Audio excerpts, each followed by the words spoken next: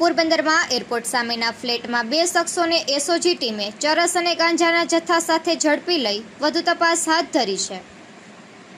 Porbandar SOG ટીમને બાતમીના આધારે એરપોર્ટની સામે આવેલા શિવ રેસિડેન્સીના રૂમ નંબર 606માં દરોડો પાડી બે શખ્સો હાલ એરપોર્ટ સામે શિવ રેસિડેન્સી રૂમ નંબર 606માં રહેતો અને મૂળ રાણાવાવ આયરવાડીમાં રહેતો નાગાજણ ઉર્ફે નાગો ગીગનભાઈ બોખીરિયા તથા રાજકોટના સંત કબીર રોડ બ્રાહ્મણિયાપરા શેરી નંબર 13માં રહેતો કેયુર કિશોરભાઈ હિરાણીને ઝડપી લઈ રૂપિયા 42,000ની કિંમતનું 168 ગ્રામ ચરસ અને રૂપિયા 3,750ની કિંમતનો 75 ગ્રામ સૂકો ગાંજો તેમજ 500 રૂપિયાની કિંમતનો ઇલેક્ટ્રિક વજન કાંટો 10,000ની કિંમતના બે મોબાઈલ મળી કુલ 56,250નો મુદ્દામાલ કબજે કર્યો છે।